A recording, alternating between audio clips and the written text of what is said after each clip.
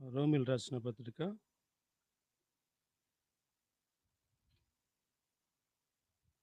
9వ అధ్యాయం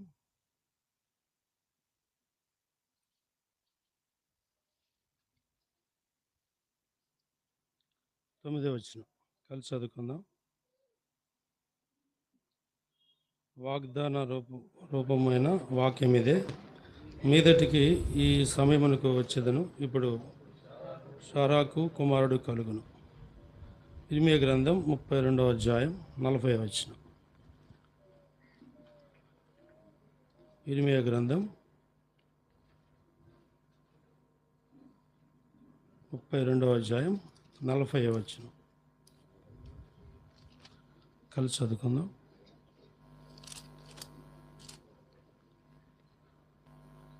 నేను వారికి మేలు చేయట మానుకున్నట్లు నిత్యమైన నిబంధనను వారితో చేయుచున్నాను. వారు నన్ను వెడుకున్నట్లు వారి హృదయములలో నాడెల భయభక్తులు పుట్టించదను. వారికి మేలు చేయుటకు వారి యందు ఆనందించుచున్నాను. నా పూర్ణ హృదయంతోను పూర్ణాత్మతోను ఈ దేశంలో నిశ్చయముగా వారి నాటేదను. చిన్న ప్రార్థన చేసుకుందాం. ప్రేమిరైన పరలోకపు తండ్రి, నీ ఘనమైన శ్రేష్టమైన నామాన్ని బట్టి వందనాలు. నన్ను మా కుటుంబాన్ని ప్రేమించి అలాగే ఎంతో మా పట్ల చేసిన సహాయాన్ని బట్టి కృతజ్ఞతలు తెలియజేస్తూ ఉన్నాం. దయల తండ్రి, ఒక 5 నిమిషాలు 10 నిమిషాల లోపల కొంచెం సాక్ష్యం పంచుకుంటున్నా. నీ సహాయం అందించండి. ఉన్నట్లుగా మాట్లాడటానికి సహాయపడుతురండి. నీ సన్నిధి కాంతి నా మీద ప్రకాశింపచేయమని, నన్ను బలపరచమని క్రీస్తు యేసు నామమున ప్రార్థించుకున్నాం తండ్రి, ఆమేన్.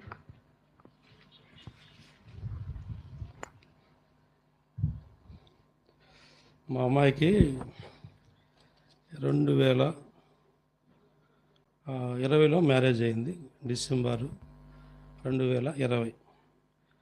ఆ టైము కరోనా టైంలో పెళ్లి చేసాము. ఎంతో ఇబ్బందితో కూడిన మ్యారేజ్ చేసాం. ఆ రోజు ఫంక్షన్ హాల్లో చేసినాం మేము. అయితే అప్పుడు పెద్దలు మాకు ఎంతో సాయం చేసినారు.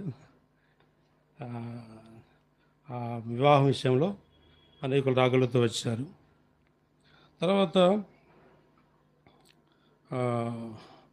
2002లో మా అమ్మాయి ప్రెగ్నెంట్ అయింది. 2022 3వ నెలలోనూ 2వ నెలలోనూ గర్భఫలం పోయింది. 3వ నెలలోనూ 2వ నెలలో గర్భఫలం పోయింది. మళ్ళీ తర్వాత అంటే డిసెంబర్లో ఆ అమ్మాయి గర్భఫలం దేవుడిచ్చాడు. జనవరిలో పోయింది, ఫిబ్రవరిలో పోయింది అనుకుంటా. మరలా డిసెంబర్లో ఇచ్చాడు. చివరి 10 రోజులు కంటానంగా హాస్పిటల్లో ఆ బిడ్డ చనిపోయింది. అయితే చాలామంది నా బంధువులు మీరు అక్కడ హాస్పిటల్లో చూపించారు, తక్కువ హాస్పిటల్లో చూపించారు అని ఉంటూ వచ్చారు. నాకేమో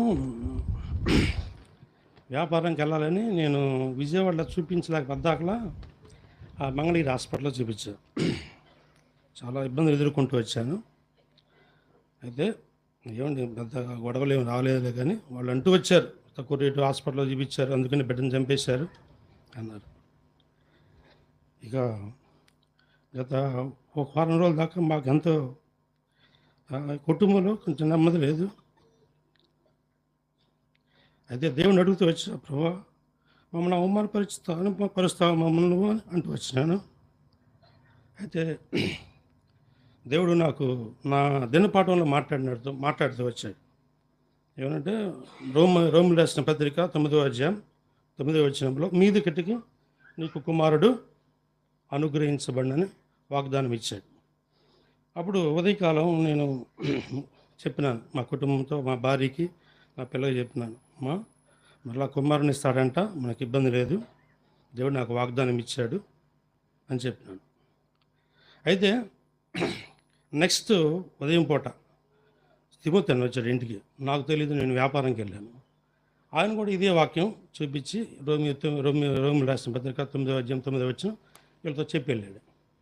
నేను వ్యాపారం నుంచి వచ్చిన తర్వాత అన్న కూడా నువ్వు చెప్పిన మాటే చెప్పినాడు, కుమారుడు ఇస్తానంటే వీళ్ళు కొంచెం, వాళ్ళు సాకుడు కదా, వాళ్ళు కొంచెం ధైర్యం పెరిగింది. అయితే దేవుడు మరలా మాకు ఆమె గర్భఫలం ఇచ్చాడు. అదే టైంలో ఫిబ్రవరి 14వ తారీఖు బిడ్డ జన్మించినాడు. అంటే డిసెంబర్లో రావటం పోవటం 2 సార్లు. మరలా మీ దగ్గరికి ఏం చేశాడు దేవుడు, ఖచ్చితంగా ఆ వాగ్దానం ప్రకారంగా దేవుడు మంచి బిడ్డను అనుగ్రహించాడు. నేను వాడి పేరు ఇస్సాకని పెడదాం అనుకున్నాను, కానీ నా చేతుల్లో అదేం లేదు. నవ్వుగా ఎప్పుడు నవ్వుతూ ఉంటాడు సంతోషంగా. వాడు ఏడుపు అంటే నేను చూడలేదు. అయితే ఇర్మియా 32వ అధ్యాయంలో ప్రభా మరి నా కుమారుడికి, నేను ఎక్కువగా చంద్రన్న దగ్గర ఉన్నాడు, అమీర్పేటలో చంద్రన్న దగ్గర ఉన్నాడు. అన్న వీటి నాకు జాబ్ ముఖ్యం కాదు, వీడికి జాబ్ నాకు ముఖ్యం కాదు, వీడికి రక్షణ ముఖ్యం నాకు. వాడు ఎంత కోటోపం సంపించినా నాకు అక్కర్లేదు, రక్షణ ప్రాముఖ్యమైనది. కొంచెం వీడి గురించి శ్రద్ధ తీసుకోమని చెప్పినాను. సరే తమ్ముడు అన్నాడు. అయితే జాబ్కి వాడు తిరుగుతున్నాడు, ఎన్నో బాధలు పడుతున్నాడు, ఇబ్బందులు పెడతా ఉన్నాడు.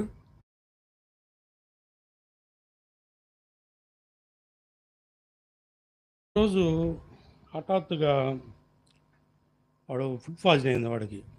ఎప్పుడంటే గత 20 రోజుల క్రితం మాట ఇది, 20 రోజులు 30 రోజుల క్రితం మాట ఇది. అర్ధరాత్రి 1 గంట 2 గంటలైంది. ఆ రోజు అన్న సేవకుడు అన్న నన్ను ఎవరన్నా పంపించినాడు, ఎవరికి ఆత్మకూరికి. ఆ బ్రదరు వాక్యం చెప్తాడు చెప్పడని చెప్పి నేను ఆ 2 సిద్ధపడాల్సి వచ్చింది. కరెక్ట్గా 1 గంట దాకా నేను సిద్ధపడతా వచ్చాను. తర్వాత ఏం జరిగిందంటే 2 గంటల తర్వాత ఫోన్ వచ్చింది నాకు, మీ వాడికి ఫుడ్ పాయిజన్ అయిపోయింది, బ్లడ్ పడుతుంది, బ్లడ్ 4 చాలాసార్లు పడిపోయింది, మాట్లాడలేకపోతున్నాడు, నీరసంగా ఉన్నాడు. నేను కూడా కొత్త, పక్కన ఉన్న వ్యక్తి చెప్తున్నాడు నేను కూడా కొత్త, ఈ 2 గంటల టైంలో నేనేమి చూపించలేను, మరి వాడు సీరియస్గా ఉన్నాడు, ఏం చేయాలి అంటే నేను ఎందుకు చంద్రన్న దగ్గరికి వెళ్ళి అక్కడ ఉన్న పరిచారకుడు ఫోన్ నెంబర్ తీసుకున్నా. వెంటనే నేను చంద్రన్నకి చెప్పి ఆ బ్రదర్కి చేశాను. బ్రదరు ఇట్లా సీరియస్గా ఉంది మా అబ్బాయికి, కొంచెం మీరు వెళ్ళగలుగుతారా అన్న ఎక్కడన్నా చెప్పండి అన్నాడు. పలానా మీరు పాటలు పలానా చాటు ఉన్నాడు బ్రదర్ అంటే, ఆ అబ్బాయి కూడా హాస్పిటల్లో పనిచేస్తాడంట. వెంటనే తీసుకెళ్ళాడు. ఆ 2 గంటల టైంలో హాస్పిటల్లో చూపించాడు.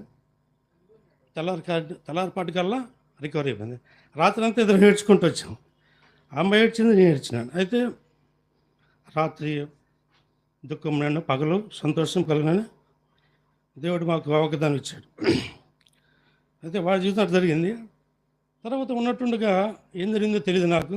డాడీ జాబ్ వచ్చింది నాకు అన్నాడు. సరే ప్రస్తుతానికి ఎవరికి చెప్పవద్దు నువ్వు అన్నాడు. సరే వచ్చింది కదా అని చెప్పి అటుగా ఇటుగుడి మా మనవడు గురించి నేను మీటింగ్ పెట్టుకుందాం అనుకున్నాను. ఈ 2 కలిసి వచ్చినాయి నాకు. జాబ్ రావడం కూడా దేవుడు సహాయం చేస్తూ వచ్చాడు. అయితే ఏంది ప్రభా, మరి మా కుమారుడు విషయంలో మరి నాకేం వాగ్దానం ఇవ్వలేదన్న. అప్పుడు నా వాగ్దానం ఇచ్చాడు. 39వ వచనంలో అంటున్నాడు, ఏమన్నా అంటే మరియు వారికిని వారి కుమారులకును మేలు కలుగొచ్చకాయి అంటూ వచ్చాడు. అంటే వారి కుమారులకు మేలు కలగటానికి 40వ వచనంలో నేను వారికి మేలు చేయట మానకుండా అన్నాడు. 41లో ఏమన్నాడంటే వారికి మేలు చేయటకు వారి యందు నేను ఆనందించుతున్నాను అన్నాడు. ఇది నా వ్యక్తిగత వాగ్దానం. ఇది అంటే దేవుడు నాకు ఇచ్చాడు. అప్పుడు దేవుడు నాకు చెప్పిన ఈ ఆలోచన, అంటే ఈ వాగ్దానం నీకు ఇచ్చాను చూసుకో అన్నాడు. మనసులో అంటే ప్రేరేపణ కలిగింది. అంటే కుమారులకు మేలు అంటే ఇది భౌతికమైన మేలే, కానీ నాకు ఆత్మ సంబంధమైన మేలు కావాలనుకున్నాను. సరే దేవుడు జాబ్ ఇచ్చినాడు, దేవుడు సహాయం చేస్తూ వచ్చినాడు. మా కుటుంబంలో ఎన్నో పరిస్థితుల్లో ఉన్నప్పటికీ అన్ని విషయాల్లో మా కుటుంబం పట్ల దేవుడు మేలు చేస్తా నేను అపనమ్మకస్తున్నే, అన్ని విషయాల్లో అపనమ్మకస్తున్నే. దేవుడు నా పట్ల నమ్మకస్తుడిగా ఉండి నా కుటుంబం పట్ల గొప్ప కార్యాలు జరిగిస్తూ వచ్చాడు. అయిపోయింది. ఈ చిన్న సాక్ష్యాన్ని దేవుడు దీవించిన కాక.